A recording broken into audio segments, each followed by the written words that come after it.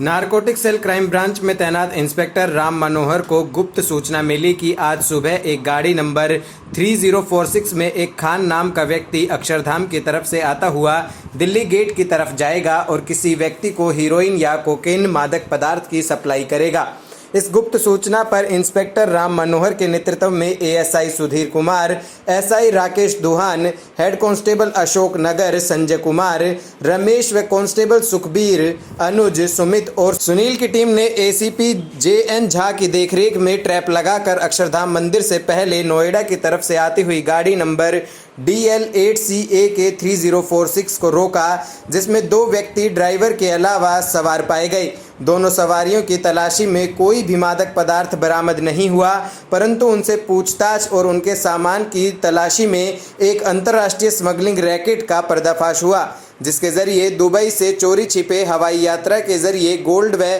IPhone की smuggling की जा रही थी। पूछताछ में गाड़ी में सवार व्यक्ति आफरीन चौधरी व मोहम्मद इकबाल चौकी, जो कि जामा मस्जिद दिल्ली के रहने वाले हैं, उन्होंने बताया कि जामा मस्जिद में ही रहने वाले एक व्यक्ति के कहने पर वे दोनों लखनऊ से स्मगलिंग के जरिए दुबई से लाए गए सोना और मोबाइल फ़ोन लेकर आ रहे थे। स्मगलिंग के लिए जामा मस्जिद में बैठे सरगना व दुबई में उसके साथी द्वारा दुबई से आने वाले पैसेंजर को फ्री टिकट और पैसे का लोभ देकर इस स्मगलिंग का हिस्सा बनाया जाता था और उन्हें एक खास तरह का पैंट पहनने के लिए दिया जाता था, जिसके कमर के हिस्से व पैंट के बॉटम में एक कैविटी बनाकर पॉलिथीन के अंदर गोल्ड को पिघले हुए रूप में भर दिया जाता था और फिर पेंट की सिलाई कर दी जाती थी। इस प्रकार दुबई से बड़ी आसानी से गोल्ड की स्मगलिंग हो रही थी। इन लोगों को पता था कि लगेज में किसी भी तरह से छुपने पर स्कैनिंग मशीन में गोल्ड का पता चल जाता है और गोल्ड लाने वाला पकड़ा जाता है, लिहाजा स्मगलिंग के लिए पेंट में छुपाकर गोल्ड लाने का तरीका अपनाया गया।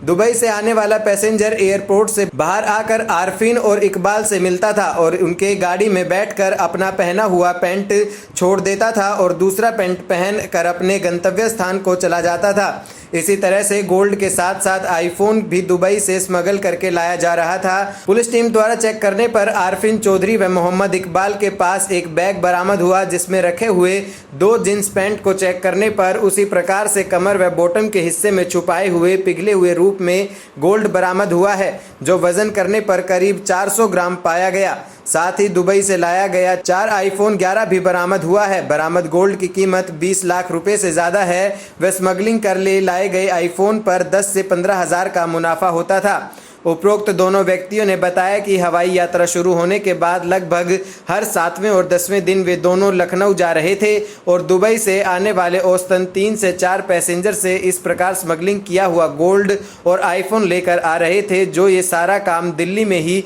जामा मस्जिद के इलाके में रहने वाले एक व्यक्ति के इशारे पर किया जा रहा था। दिल्ली से लखनऊ जाने के लिए इस पूरे रैकेट का सरगना टैक्सी सर्विस से टैक्सी बुक करता था और प्रत्येक ट्रिप के लिए आरफीन चौधरी और मोहम्मद इकबाल को 2,500 हज़ार रुपये देता था। आरफीन चौधरी जामा मस्जिद के इलाके में रहता है और स्क्रैप का काम करता है, जबकि मोहम्मद इकबाल भी जामा मस्जिद के इलाके में ही रहता है और कॉटन व स्क्रैप का काम करता है। दिल्ली पुलिस नारकोटिक सेल की टीम ने उपरोक्त दोनों व्यक्तियों को व गाड़ी चालक को कस्टम के अधिकारियों के सुपुर्द कर दिया है, जिनके द्वारा इस रैकेट में शामिल अन्य व्यक्तियों के संबंध में पूछताछ की जा रही है।